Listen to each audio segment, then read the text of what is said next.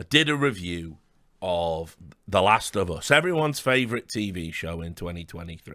I did a review where I said I thought the praise was perhaps a bit over it's a bit gushing. It wasn't truly representative of how good the show actually was, but they were on course to do good things, and they'd kept most of the game intact, bar one or two creative decisions, some of which I could understand and some of which I didn't.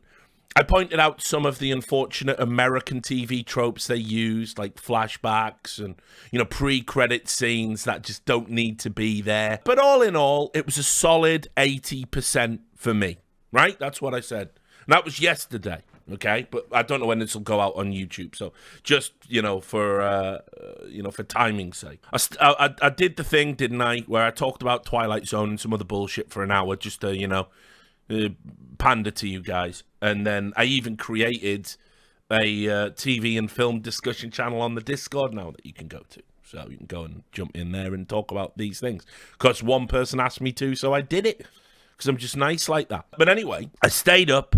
I poured a big glass of scotch at 2 a.m., like clockwork, at 1 minute past 2, on Now TV. There it was, the new episode of Last of Us. It's the one I've been looking forward to. It's the episode I've really been looking forward to.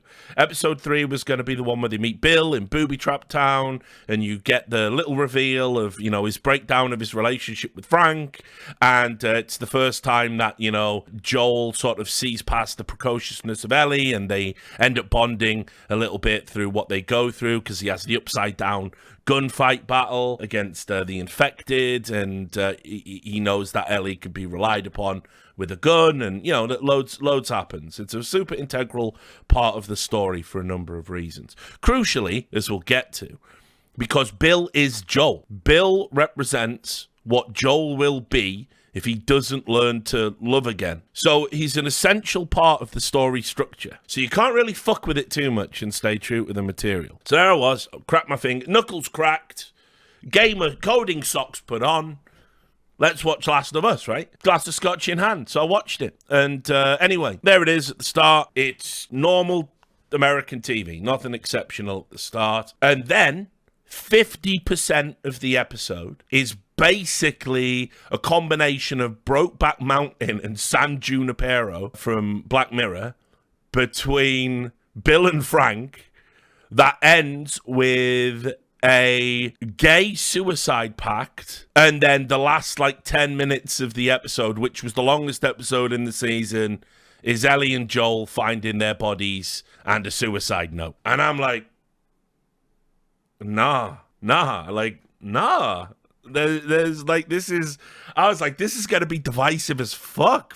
This is I can't, because at first I didn't like it, right? I'll even tell you on the notes. I'm going to get into a more detailed review in a second. But I literally wrote down, wow, just wow, an entire fucking flashback montage, ? That's what I wrote down. But then it started winning me over a little bit because, I'm like, oh, okay. They're making me care about Frank for when we find Frank dead. Ta-da! Right? Oh, yeah, okay. It's a cheap trick. Fine. There's no way they'll dedicate over 50% of the show to this. It'll just be one little quarter. And nope, over 50% of the show.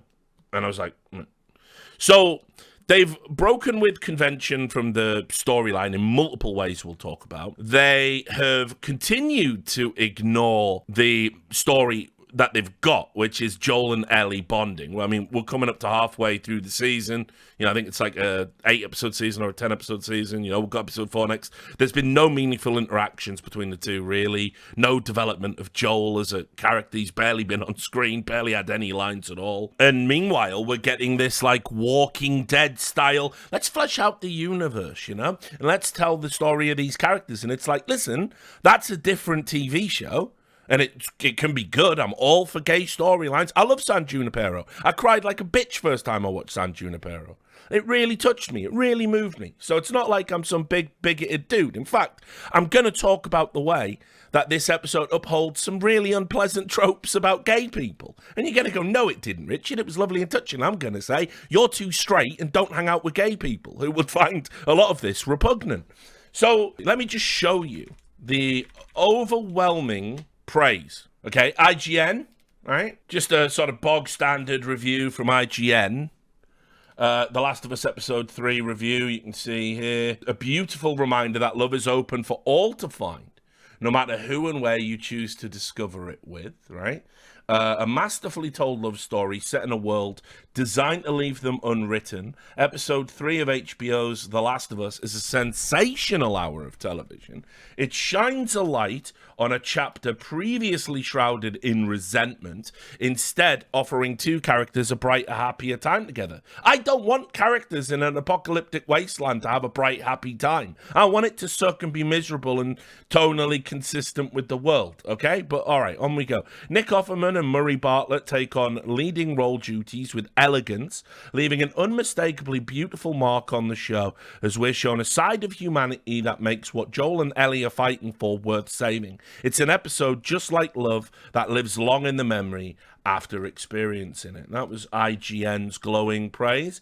This is Tom's Guide. Tom's Guide, again, perfect score for the episode. Said The Last of Us Episode 3 is the first best TV episode of the year. It breaks down a lot of the story, so there's some spoilers in here. It basically talks about how it ends and blah, blah, blah. But they say it's one of the best episodes. It's the best episode of television this year, right? So there you go. Polygon rightfully acknowledge the San Junipero Notes, which was again a great episode, if not one of the best episodes of Black Mirror. Regularly tops the lists if you look. It's the San Junipero of zombie stories, they say. The standalone episode expands on the game's most incidental queer romance, right? And it's like, you know, I didn't think it was incidental. I thought it was actually very important with a lot of the, you know, symbology that was there in the storyline. And again, they give it a perfect score. This is AV Club. AV Club said, they used the clever, it's a game changer. Literally, get it? Because it changes the plot of the game, right? And they give it, again, top marks.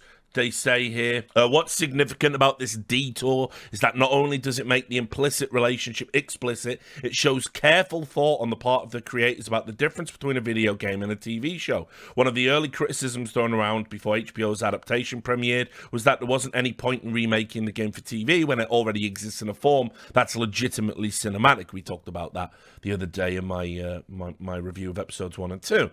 Putting aside the value of that argument, which falls apart when you consider viewers who have no desire to ever play the game, the way to counter it is to do exactly what Mazin and Druckmann have done here. Take something only hinted at in the game and expand upon it in ways the game never could. Cast great actors like Nick Offerman and Murray Bartlett and give them the time and space to tell a complicated, emotional, self-contained story that requires nothing of the viewer except to take it all in. Show us a piece of this world we've never seen before. That's something you can only get in a television series, and it's all the better for it. Even a movie couldn't do that. And it's like, no, TV shows and movies can absolutely hint at things you need to put together yourself without you explicitly being spoon-fed the story, right? Definitely great films, great TV series do that. And I'll just use the example. True Detective Season 1, you can go back there and see tons of little things you have to put together yourself in the writing. Like, for example, why is Rust Cole called the Little Priest when he goes to take down the Yellow King in Carcosa? Why do they call him the priest, the Little Priest? Well, it's because he's so good at hearing other people's confessions, you see. That's why they've given him that nickname. And what that tells you is people in the police force are talking to the criminals Rust Cole is tracking down. Is any of that explicitly stated? No. Will you get that on the first watch? No. Will you get it on the second watch? Maybe not even. But it's so good you will watch it time and time again, and it will reward you with that tidbit of information you piece together yourself as an intelligent viewer. But no, what these people want you to do is to basically be spoon-fed nonsense instead of picking up this rich tapestry of a story. So no, I completely reject the idea TV has to be explicit over implicit, or that explicit is better than implicit. I don't buy that for a second. Sorry, guys. So, The Last of Us creators explain Episode 3's heartbreak, twists, and change from the game. This is the Hollywood Reporter. They basically give it a huge breakdown about saying how brave and how bold it is to put this explicit storyline in to the TV show. I'm really curious to see what the reception will be. This is from Druckmann, because this is quite different, but what was important to us was the underlying theme. Now, I'm going to tell you later in this review how this actually erodes the underlying theme, erodes the potency of you coming to grasp it yourself in your mind, because they changed the suicide note, well, right, from Frank, because now it's Bill writing it, and it says something so cringeworthily explicit. It's actually like a terrible piece of writing in a video game. Like when you see something scrawled with blood on the walls, like, up, shoot the limbs, like in the, fucking Dark Space fucking remake. Who would take the time to do that's a trope that's mocked as far back as Red Dwarf season 6 episode Sirens. I think when they go to the derelict ship, they say, look, he's wrote the word sirens in blood, and then somebody says, why did he go to the trouble of using a kidney as a full stop? And Lister goes, I don't think he did, I think it just plopped out. And of course, obviously, you wouldn't if you were dying. Like people who record stuff as they're dying. If you get this, it's a trope. It's lazy. It's lazy writing. So anyway, yes, someone who badly needed a pen. Perfect. Glad we got a Red Dwarf fan in the chat. So anyway, he says. The takeaway when you're playing that sequence is that Bill, obviously there's that interesting action, but it's like a warning for Joel, right? Every relationship that happens in the story somehow reflects back on Joel and Ellie. Yes, I know, I said this yesterday, because everything is about them. So that was about making Joel feel the dangers of what could happen to your partner. This is where in the game Joel really makes the choice that he has to take care of the girl, and the same thing happens here. We deviate and go on this detour, but then we come back to what the underlying story is about, and yes, you do it in a much weaker fashion. This is behind a paywall, but you'll just see the 5-star review in the headline. It's all you really need. It's in the Telegraph. The Last of Us episode 3 review. Nick Offerman elevates zombie drama to Soprano status. Not in any single world is that true, by the way. Esquire, the headline says, The Last of Us episode 3 is a TV moment we'll never forget. And so, I want to just break down like some of the problems with this episode from start to finish, because I criticized some of the writing and how sloppy it was in episodes 1 and 2. And someone messaged me yesterday, I won't say who they are, but somebody messaged me yesterday going, Richard, it's incredible that you've got an eye for the mistakes when you didn't miss some of the brilliant writing. And they linked me to a video, and it was a video of a content creator who said, these are all the times that Joel nearly got infected in the first episode, because the vector for infection in this version of the story is flour. And I even had it wrote down on my notes. It was flour, ? From the Jakarta flour factory where people got sick initially. And that, for me, isn't good writing, including a bunch of Easter eggs. Oh, Joel nearly ate a pancake. Joel nearly ate his birthday cake. Joel's daughter nearly had food from the neighbors. That would have been a scone or whatever. I don't consider that good writing. In fact, this is the problem where it starts with episode 3.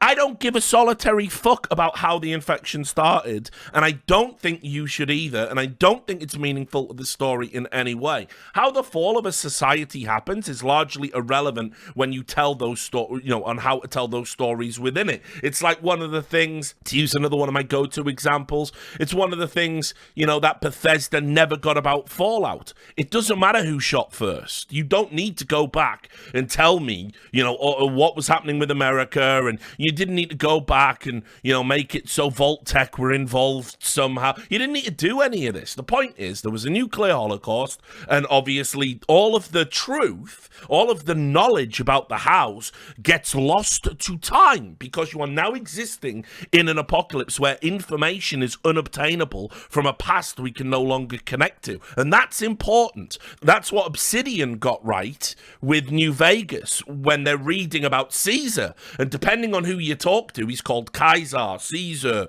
Chaser. They all got different pronunciations for it because there's no anchor to the past.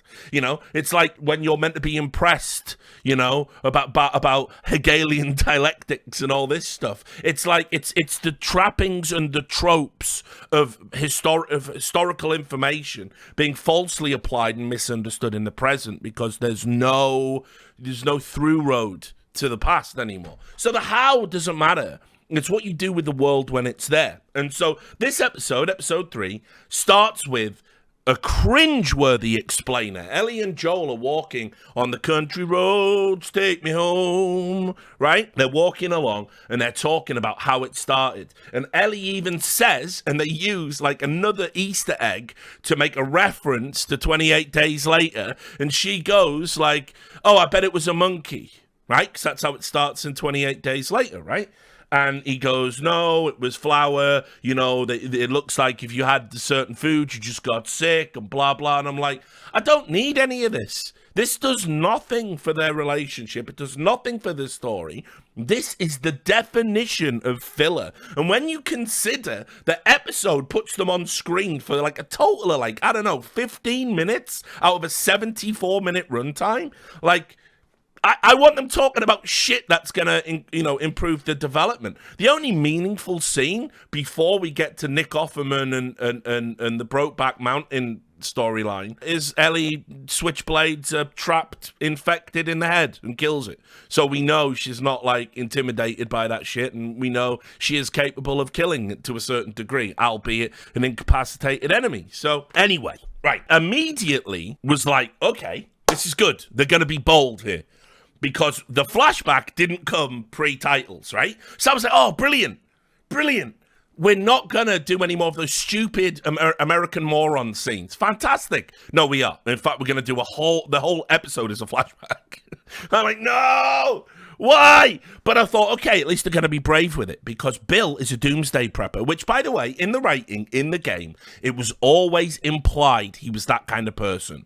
Joel explicitly says he is paranoid and hard to get along with. Bill makes certain references to the government, makes certain references to his lifestyle, the fact he's turned an entire town into a booby trap thing. He refers to himself, I think, as a survivalist in the game. You know, all of this is implied, right? It's good implied writing. I know who Bill was before the fall. I don't need it to be explicitly said. But what was good was, imagine the writing being, the Doomsday Preppers were right. That's brave. I like that, because especially in a day when they're all considered, if you're anti-government now, if you're anti-Democrats, it's bad, right? But if you were anti-Trump, it was good, as if the American government actually changes in any meaningful way. But I thought, okay, they're gonna play up the fact that the Doomsday Preppers were right. There's even a line in it when he says to his boyfriend, Frank, Frank goes, I'm sick of you talking about how the government are all Nazis. And he goes, but the government are all Nazis. And Frank goes, yeah, now. And I thought that was a good line. And I thought that could have just been used in a much stronger storyline context. It would have been funny. It would have been incisive. It would have been satirical. But instead, no, it was a throwaway line in a romance story that doesn't need to be in this particular, overall world, the story they're trying to tell about Joel and Ellie. So, anyway, they do flashback after flashback after flashback, and the bottom line is, Frank falls into a trap, Bill reluctantly lets him out, Frank asks if he can have some food, and this is where the problems start, because immediately you are just hit with gay stereotypes in the face.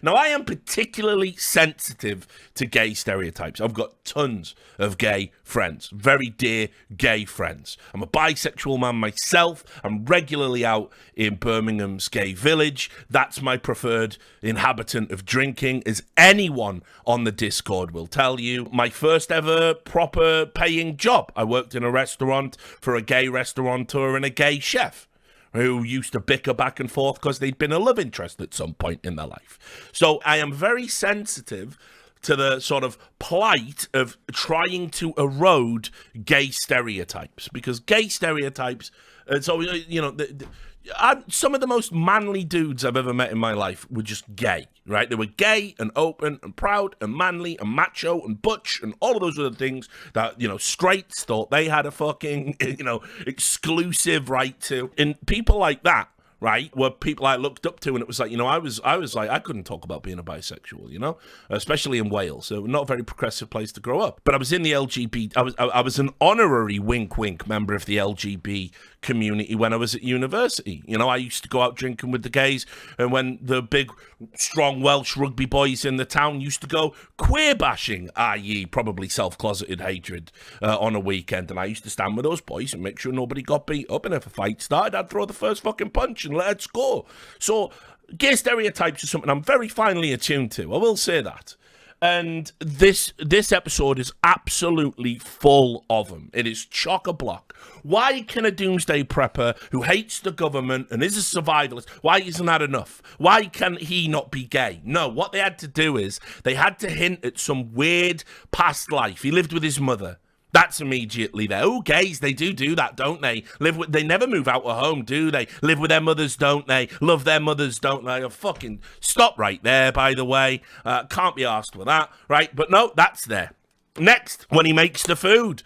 Oh, he not only is he a world-class chef, he understands how to pair wine and food. He couldn't just be uncultured. He couldn't be an uncultured survivalist who would prefer a glass of bourbon. No, he knows rabbit and Beaujolais go together, right? Well, they do know about that, don't they, gays? They do know about food and wine, don't they, the gays? They know about fine dining and all the good things in life, don't they, the gays? I'm like, fuck me, really? Really? In 2023, we're still doing this shit? For real? The gays know food. We're doing that. All right, okay, don't worry about it. One or two are going to slip by, right? Because it's probably written by the fucking straights, right? You know, what you going to do? Then, their favourite store is the boutique. They're wearing flannel, guys. They're wearing flannel shirts. Are we serious? Are we doing it? They do like shopping, though, don't they, the gays? They do like shopping, don't they? I want to save the boutique in an apocalyptic wasteland, right? So, forget all of that. That, by the way, they're relatively harmless stereotypes in the grand scheme of things, honestly. Okay, here's why it isn't Brokeback Mountain in its sophistication in the story it tells. After their first meal, right, they didn't even want to let the relationship breathe, and this feeds into one of the most outrageous gay stereotypes that there is. The relationship literally escalates to, we've had some dinner, we play piano, we sing a song, he says, what's that love song you're singing about that girl? And he goes, oh, ain't no girl. And the guy goes, I know. And when you look back on those scenes, there's a weird predatory aspect to it. I thought what was going to happen in the story was Frank was just going to be like a pretend gay to basically win over Bill, and then he was going to run away and break his heart, and that's what leaves Bill all bitter and mean. Because it was way too quick, and this is another stereotype. They do that, though, don't they, the gays? They look at each other in a gay club, and they're like, yeah, and the gay fucking stare goes out, and the gay stare comes back, and what's being communicated there is, let's just go fuck instantly, right? Let's just do that. We're gays, and we don't do any formality, we don't do courting, do we? We just have sex, wanton, guilt-free sex. Here's Grindr, here's this, here's that. Ooh, you hear straight people all the time say it. They go, oh, those gays, they know how to live, don't they? As if there's not just, the straight equivalent of the courting process going on in the gay community. Spoiler, there absolutely is. It's not just, fucking glory holes. It's not Grindr and glory holes. It can be for some people, but that's like you just going out and pounding fucking one-night stands over and over again, right? So the idea that they immediately do the gay hypnosis and end up screwing immediately, it's just not a realistic depiction of what gay relationships are like. And if you know any gay people in your life, you know what I'm saying is true, So, especially as well, post-apocalypse, everyone's trust is going to be, Bill's been living alone for years. It takes a big deal to open up.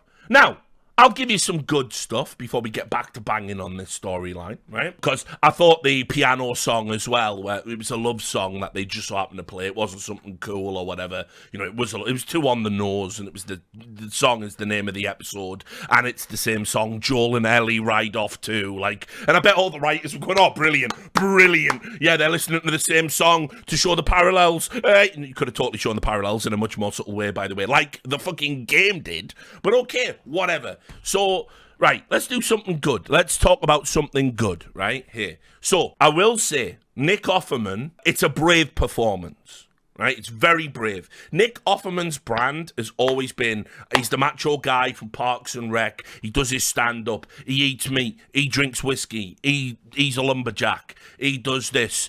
And so it is bold when that's your brand to jump into a role where you are going to kiss a guy on screen, play a closeted homosexual, be nude, partially nude, and also giggle, like, do a camp little giggle because you've grown strawberries in your backyard, right? All of that is brave because it's, it's a contrast to his brand. But I'm also sick of straight actors thinking, right, well, if I kiss a guy on camera, that's acting. That's the highest level of acting. And everyone goes, ooh, so brave, because he's not gay. Like, there's a film, I can't remember the name of it, where Steve Buscemi gets absolutely buggered on camera. I don't remember anyone talking about that. It's a new thing. It's like, ooh, it's the height. It's the height of acting. Like, look, he's kissing a man, as if that's like in any way a difficult thing to do. And also bizarrely exempt from the criticism I see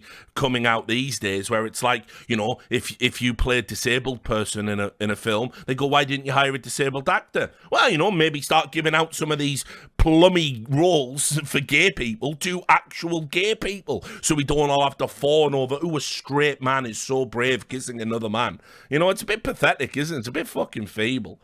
So, and as I said, the sophistication in a story like Brokeback Mountain, where there's almost like a resentment against their own sexuality and the circumstances of their relationship, how poignant a story that is. To even make a comparison to that, like forbidden desire, that yearning, the desperation of it all that results in one of their tragic deaths. It's not comparable to this at all. This was a very surface level perception of a gay romance story. The development of their relationship was a really good opportunity to link it to the score. They didn't do that. They actually used a stock song I've heard a million times when they were having their like romance scene, when their relationship was burgeoning and you knew it was love. It wasn't just some weird friends with benefits arrangement. And it's like, why not play the twangy guitars we all know and love so we can then link that back as an audio callback to, for Joel and Ellie later on. No, we're not doing that, are we? Okay, fine.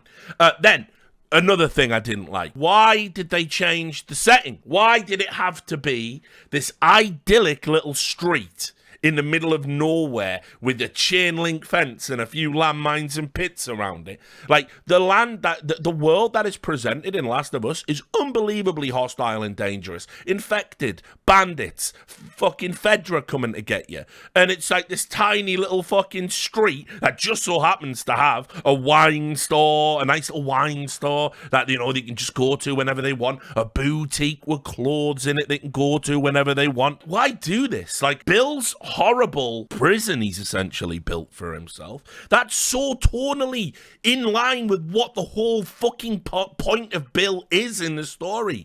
That Bill survives, but survival isn't enough. The entire game, the entire story is about how surviving is not worth it. It's not worth it without love. It's not worth it without other people to share your life with, no matter the risks, no matter the costs, no matter the vulnerability. That is the point. And Bill is, like I say, a potential future Joel. Bill loses Frank. He's closed off. He's running around a trap-filled town that's dangerous. He's the only one who knows where the traps are. He's not having a good time. He hasn't made a good life for himself. And he even says to Joel in the game, like, he says, you know what, brother?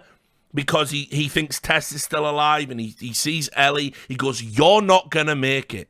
He says, you're not going to make it, as if making it is the most important thing. And what you're supposed to, input from that is, no, it's not worth it to make it. They rob that from the overall storyline with this stupid thing that they do. So Frank, instead of getting upset and running away, which is, again, I'll bring up the original suicide note from the game just for a compare and contrast. He gets a wasting disease, right? Because that's obviously the next thing you do with sadness. It couldn't be like... They were like, okay, well, where do we go next in generic gay tragedy? Oh, one of them gets ill.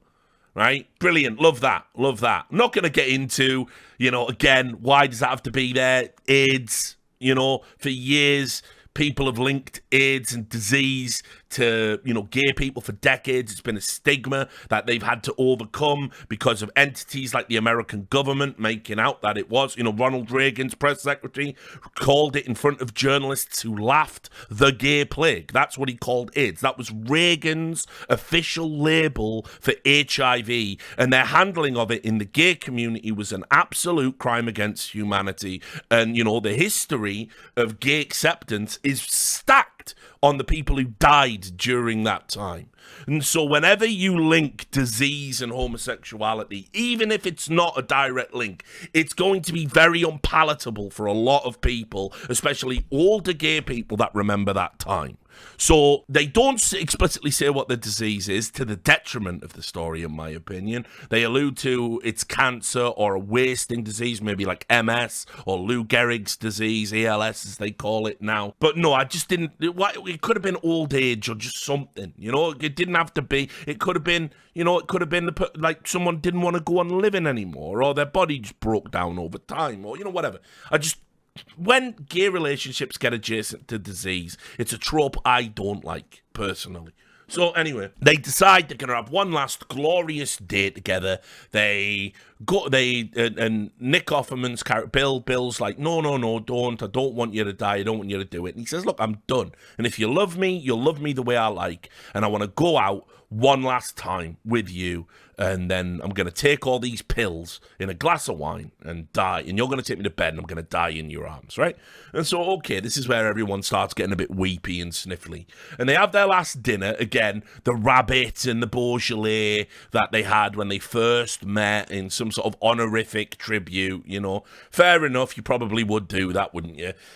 And then Nick Offerman says, Bill says, guess what? I'm gonna take the wine as well. Oh yeah, and they do go shopping. Yeah, good point. Yeah. They go out, they have one last glorious gay day, and they go shopping, and they buy new clothes, and ooh, it's fucking pathetic, isn't it? And then they do the suicide thing, right? They do the suicide thing. And Bill reveals he drinks from the bottle, and Frank goes, weren't there pills in that bottle? And he goes, yeah, enough to kill a horse. And he goes, I don't support you doing this, but it is kind of romantic. Let's go to bed. And they both die.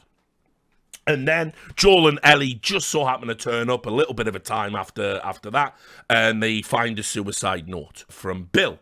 So, look, this is how bad the writing is, right, in this fucking game. Sorry, in this show. Because in the game, I'm intelligent enough to know that it's like, wow, I don't want Joel to end up like Bill. I don't want Joel to end up alone, just surviving, unto his old age, and then for what?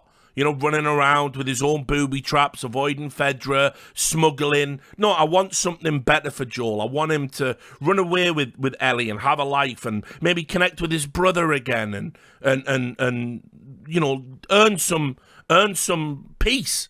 Right? That's what I want. And I understand Bill is not the future for Joel that we want, right? Just from the game. I didn't need it to be explicitly written out like this, but this is what the TV show did to whomever, but probably Joel. I used to hate the world, and I was happy when everyone died. But I was wrong, because there was one person worth saving. That's what I did. I saved him, and I protected him. That's why men like you and me are here. We have a job to do, and God help any motherfuckers who stand in our way. It's like, I'm gonna be sick. It's too fucking on the nose. It's too pathetically, it's just so bad. Like, it's like, yeah, we get it. There's parallels. It may as well have said, Joel, I don't know if you've taken in a refugee child recently, but if you have, like, don't let them die, even if they're a bit annoying or whatever. You may as well have just wrote that. Like, it's so mental. And look, obviously, it's a huge deviation. I'm not saying in the game, by the way, it's stronger writing or better, but you do find Frank's suicide note, right? And obviously, there's been a breakdown in their relationship at this for the exact thing I'm talking about. Frank doesn't want to live like Bill, right? Frank doesn't want to live like Bill. Frank wants to, I don't know, go out, do some shit. He's sick of Bill's bullshit. They've been together for an unspecified amount of time, and he's had enough, and he steals his car battery. And obviously, you find his body. They cut him down. Bill said, only Frank could be stupid enough to wear a shirt like that. He's got a Hawaiian shirt on, right? I won't bring that up as a gay stereotype, but it is. And then he points at the bites, and Joel says, I think he probably killed himself because he didn't want to turn. And Bill goes, yeah, I reckon. And they say nothing more about it. And there's this real poignant, difficult, again, the macho reflex kicks in. And anyway, so this is the suicide note, right? I doubt you'd ever find this note because you were too scared to ever make it to this part of town, right? Again, explicitly stating, you're a coward, you're closeted. There's a huge allegory about being a closet homosexual in the entire segment of Bill's storyline, right? And also, he's insular. He's insular, and he won't broaden his horizons. He values safety and survival over human experience. But if for some reason you did, I want you to know I hated your guts. I grew tired of this shitty town and of your set in your ways attitude. I wanted more from life than this, and you could never get that. And that stupid battery you kept moaning about, I got it, but I guess you were right. Trying to leave this town will kill me. Still better than spending another day with you. Good luck, Frank. Now that, right? That, for me, it's not great, but it's a better letter. And it's a better letter that sort of adds another interesting swerve to the storyline. And it helps the overall themes of what the show is meant to be about, right? And I don't mind that they take creative risks, but you can take all the creative risks and make all the changes. I'm not one of those guys, by the way, who was upset at The Last of Us 2 because Joel dies in it. No, kill Joel. It's just got to be for something. It just can't be some girl boss with a golf club that kills him, who we just met coincidentally, and he just decides to totally drop his guard in a room full of armed people. Joel, for fuck's sake. So, it can't be that. That's why I object to it, because it's terrible writing that subverts everything that's gone before and not in a good way, right? So you can make the creative changes, but the changes they made in this episode, as you can see, get us further away from what the overall storyline has to be about, and then they have to, they then have to fucking write a cringeworthy suicide note to explicitly say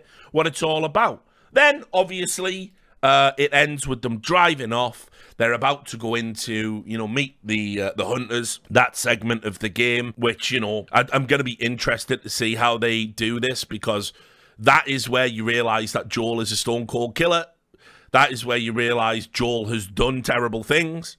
And I wonder how far they're going to go with that, because obviously Joel explains he's been on both sides of the equation when it comes to being a bandit, a hunter, maybe even a cannibal, who fucking knows. I always thought that cannibalism thing was super downplayed in the game, but there, if you wanted to kind of, think about it, when Tommy later says, he says all the things we've done to survive, and he goes, it weren't worth it.